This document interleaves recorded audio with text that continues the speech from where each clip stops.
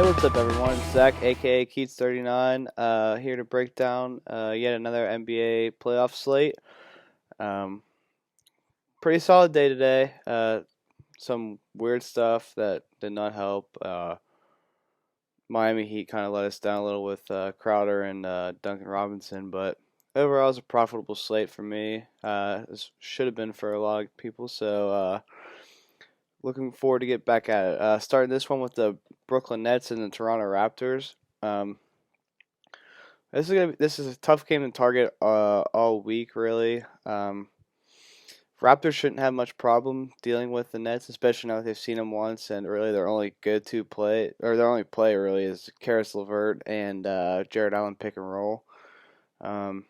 Survived it pretty easily, even though both Cary Sliver and Jared Allen had good games for the most part. But still, easy win for the Raptors, and the Nets at least made it interesting that game, so that the starters had to keep playing for the Raptors. I don't know whether that or not that keeps happening, so that's why it's going to be a tougher one to target. Starting with the Raptors, Kyle Lowry played pretty terribly actually last game. 3 of 14 shooting. Still, he got 38 minutes, which is really nice to see, and he still got up to pretty much 5x. So. He's going to be a guy that has a massive upside in this series. Any game that's close, I would imagine he has pretty monster games. So definitely have interest there. Van Vleet, I had a ton of him last slate, which was really nice. Him and Lowry, I pretty much value equally. It's going to be pretty much who's hitting their shots. I played Van Vleet last slate because he's just criminally priced. But now that they're pretty much even price, I think I prefer Kyle Lowry, just because his usage is just a little bit higher. But it's really kind of a coin flip. They're both playing very high minutes, both very high usage, so definitely have interest in both. Siakam, another guy I like a lot for GPPs. He's really struggled for the most part. Even like 18-11 last game was a pretty solid one for him. So I don't really plan to have too much, just because the team's so loaded and it's been hard for him to get his crazy high usage. But he has a great matchup. Kurux has no chance of really guarding him. He got off to a fast start last game and just died down. Could definitely see him having one of those ginormous games. Serge Ibaka, don't have too much interest other than GPP, even though he had a really good game last game. Just minutes are tough. OG was one of our top values last slate. He really didn't have too great of a game for most of it, but salvaged at the end in the blowout. Priced all the way up to 4,400. He's in play, but just really prefer a couple guys cheaper than him. Marcus Gasol, I do think's in play. Got 5x again with only 21 minutes. Just he really doesn't have a high upside unless they randomly give him 28 to 30 minutes, which I'd think Serge Ibaka is just a better player, especially in this matchup where, like, against the 76ers, I'll expect more of Gasol because of how good a defense he is, but against a strong pick and roller and Jared Allen, I just don't think Marcus Gasol is really necessary for them to play. Yeah, and that's it for the Raptors side of the ball. Over to the Nets. Cary Sliver, he was massive chalk last slate, so his price up 500, so not too much difference. So I kind of expect high ownership again. I don't know what I'm gonna do yet. I don't plan on playing him. If he fits a bill, then I'll play him. But they're just really they have so many good defenders on the perimeter, and really, it's just they're gonna throw so many different things at him. It's gonna be tough. He had 15 assists last game. I think that's what he's gonna need to do to keep his value going because I don't think he's gonna have too much success scoring. Also had 7 rebounds. But yeah, it's gonna be tough for me to play him here. Same goes for Jared Allen. Like GPP, sure, but just not. Don't love the spot for him. Joe Harris is a guy I actually had a decent amount last game just because he fit that perfect price range for that that extra small forward spot. I think he's in play. His usage is a lot higher. Like after watching it, is like really weird because he touched the ball a lot. Like he's not like a Duncan Robinson where he's just sprinting around, and hoping to get open and fire up a three. He like actually plays on ball sometimes. He's just a really solid player. So at 5K, if the game stays close, like 31 points didn't surprise me at all. Garrett Temple, I have some interest in. I think there's like I'd prefer him over OG, but I think I'd rather dip down a little farther. I think there's some better value. Kurux, yeah, only 16 minutes last game. Fouled out in that 16 minutes. That's not surprising at all. He's really gonna have a tough time keeping up with Pascal. So yeah, I really can't. I don't see myself playing him either. I guess he's in play, but yeah, that's all for that game. It's a more I'm targeting Raptors if I'm playing, but it's a little more GPP. Not too bad because I expect the Raptors to get decent minutes anyways, but just proceed with caution on that. Utah Denver. This was the big game last week, or not last week, 2 days ago. I expect this to be just like a really fun series. It's like it's kind of like Pacers Heat, but like a better atmosphere. It's just like two really evenly matched teams. Even the old Diva going down today kind of hurt that. But yeah, Donovan Mitchell really killed me last slate. I had 20 lineups. I think I only played him in a couple, like not even a handful.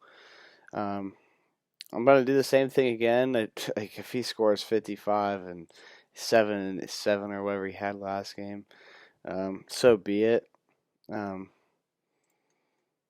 But Tori Craig really.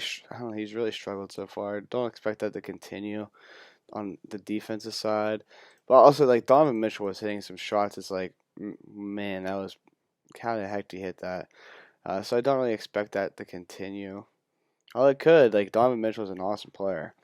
So, but I just think he has way too low of a floor at 9,200 to, like, Joel Embiid and Nikola Jokic floors are just so much higher than his. So I just can't. I probably won't do too much. Rudy Gobert, it's like his game. I guess hit 4 blocks. Like kind of low rebound, which is kind of expected because Nicole is just gonna hold him out of the 3-point line. So I don't have too much interest there. Who I do have a decent amount of interest in is Joe Ingles. Got 38 minutes before the overtime, so minutes were awesome. Usage was awesome. Like, and that's in a game where Donovan Mitchell was going absolutely berserk, and he still went for 38 DraftKings points. I kind of expect that to continue here. Like, I'm gonna have a decent amount of Joe. Really, he's playing point guard basically. I got 14 shots up, so after this will probably be the last slate you can play him because I expect Conley to be back after. But yeah, I definitely have interest here. Jordan Clarkson is in play, but priced more efficiently now. He kind of has a limited ceiling, so I think there's better plays at the range. But yeah, just definitely have some interest, but I doubt I really play him too much. Yeah, Jawan Morgan drew the start. Actually played a pretty decent, way better than I was expecting, but we're just scoring upside is very limited there. Over to Denver. It's Jokic I like, but his price got jacked up a little bit more than I would have liked to see it. Let's see, put 53 DK. He only had 3 assists last game, so I guess I expect that number to go up. But I've said a million times, he just is a nightmare for Rudy Gobert to guard. Like, he doesn't stand a lick of a chance against him. So his ceiling is going to be 70. I expect him. He'll probably hit that one of the games. I don't know if I'll be able to take. Like, I'd prefer Joel at that price. Just he's way more needed for his team at this point. Michael Porter Jr. I'll probably get back to the well here. He's not the greatest defender. So last game his poor defense kind of outweighed his offense, and he wasn't really shooting too great. But like even in that bad game, he put up 28 DK. Like if he's gonna get 35 to 40 minutes, like he's gonna get back to that 50-point range. Like he's just too good of a player. So I do. He did get hurt kind of by them getting a little bigger because Royce O'Neal switched over to him. Which I need to mention Royce O'Neal quick. He's one of my favorite values. I forgot I had him over my lineup here, so I missed him. But yeah, at 3.7, I'm getting right back to the way his minutes were fine. He had foul trouble, so I kind of hurt him. But I'm gonna have a lot of Royce O'Neal. So back to Michael Porter. He did get hurt by Royce O'Neal being switched to guard him. But I'm not really worried at all about that. Definitely have him a lot. Jamal Murray cored him last game, and he really paid off. Him and Don Mitchell had like an awesome little battle going. I like him again. Not as much at 7,200, but like he's in my holder. He just fit my lineup. He was my last piece in, and I had no issue playing him. That's 35 minutes before the overtime, so solid. Yeah, just really a lot of shot. He's gonna get a lot of shot attempts. So definitely have interest there, and I'll have a decent amount. Paul Millsap, I originally didn't have any interest in, but down to 4.3, double digit shots. Played 29 minutes. I did not get to watch to see if it was an overtime or not, but even if it is, I trust him. And that was with Jeremy Grant playing terrific. Yeah, 19-3 for him. And he played 40 minutes. I don't expect that. I expect Porter to get more of those minutes now, but obviously like the Nuggets always throw out some weird rotations. Last guy, Tori Craig, I expect him to start. He actually shot it pretty well. Okay, that's 6 fouls in his 21 minutes. Like I'm probably gonna play some Tori Craig because they want him out there guarding. He shot the ball really well. So I'd expect him to be closer, like more in the 30-minute range, and at 3.1, yeah, I like that pretty decent amount. Over to Philly, Boston. This is another game I do have a decent amount of interest in. One sec.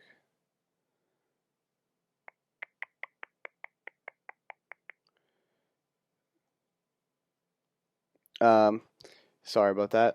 So Philly on the Philly side of the ball, like Joel Embiid and Tobias Harris, I'm just gonna continue to really load up on them. Joel's priced way too low. No one on this team can guard him. And Tobias, his minutes and usage is also just way up there. It's like they really want this to be a two-man show, and I expect that to continue. So those are really the only two guys I have much interest in for Philly. Burks, I have some. Just his minutes, he's at 28 last game. Like other than like Josh Richardson's 5.1, his minutes are nice. Like I guess I could see myself playing him, but I just don't like that price too much. So I don't know. We'll see how it builds. Phil. I guess I don't hate him. But so what I do hate, I really do not like any of the Boston side of the ball here. Just priced up to their ceiling. Like Jason Tatum and Jaylen Brown played out of their minds last game. Like I guess one argument is that they're gonna get even higher usage with no Gordon Hayward, but I think if I'm playing anyone, it's gonna be Kemba Walker. I expect him to play the point. And so Gordon Hayward is really good at passing for a big man or for a forward. So it's losing him is definitely gonna hurt them. I don't really know where they're gonna fill him out. Like I'm gonna guess they start probably Marcus Smart, but like Grant Williams will probably get some extra minutes. Other than that, I don't really think you get too many great options for them. Like it's pretty much Kemba for me. That's pretty much the only guy. Like Marcus Smart's 5.6 is playable. Like he is terrible last game. I doubt I really play much of him. So it's Kemba Walker pretty much. That's it for me in this on that side of the ball. finish up with this Dallas Clippers game. It's like really hard for me to get into this game too much either. Like Luka played awesome last game. It's really a really gross matchup for me, but like that's I guess you can play him anytime because he just does so much on the court. But I kind of expect the Clippers to come in and adjust to that a little bit. Porzingis randomly became questionable. Kind of weird. I didn't really see him get hurt. He got a really terrible ejection, which was like no one thought that was right. So like I could see him coming back with a vengeance. A little tough price, but like I think he kind of has like a super high floor in this matchup. Like I actually really like him. So like for GPP, I can definitely get into playing him. Finney Smith is playable. He's going to play a lot of minutes because they're going to need him to guard the wings. Yeah, he's a solid value. Maxi Kleber started, played a lot of minutes, just didn't do anything. I prefer him. Like if Porzingis missed, I'd have a lot more interest. Seth Curry, I have a lot of interest in. One of the better values. Like they should. I don't know why they don't start him over Kleber. Like they need his offense out there. So I'll probably have a decent. His price is a joke, 3.6. He's gonna get a lot of minutes even if he doesn't start. So like he'll be one of my top end plays, I believe. Just gets a lot of shots and it's too good for that price. And I think that's it for that side. The Clippers are really a mess. They're really getting healthy again. They have so many guys. And then you look at it, I can't play Kawhi at 10K. I just can't do it. With all the guys they have, even though he's terrific, like awesome's last game. You get playoff Paul George. He was solid last game, like scored really well, but like the two rebounds, 3 assists is like that's kind of what I expect out of him. Lou Will I actually have a lot of interest in. He got 31 minutes, which was kind of surprising to me, but he's dropped price down to 5.3. So like if he's gonna get 30 minutes, I expect that he could really get close to hitting value. Like I prefer him over Jay Rich. I think it's a really close one, but I'll take my higher usage from Lou Will. So it's definitely will have some. Marcus Morris played awesome last game. I doubt I really play him. He just like wasn't missing any shots. You could take a GPP stab at Montrez. He was expected to be limited and it was only played 15 minutes. So like unless they say he's gonna be not limited, I don't really have too much interest there. Pat Bev started last game and got 20 minutes. Even like that was with a lot of fouling. But got 20 DK points. Like he does what he goes after rebounds. He'll take open threes, and he's not a bad shooter. And give defense stats. I get scared because I think that he's gonna be guarding Luka, and he's just gonna get in foul trouble really quick. But yeah, it's kind of a simple slate here. It's like very similar to the last one. I'm going back to the Nuggets and Sixers as they're the two teams, and then filling in with the cheap like Mavs and Jazz. It's kind of the build I'm taking at it. Which like I don't plan to play Luka, which is like could end me really fast. But yeah, that's about it for this slate. Hopefully get back to the money again tomorrow. Actually, from first looks, I really like it. Hopefully, we don't get any. I hope like Porzingis doesn't get ruled out and really screw me or anything like that. So, yeah, look forward to it. Check in tomorrow. Have a good one.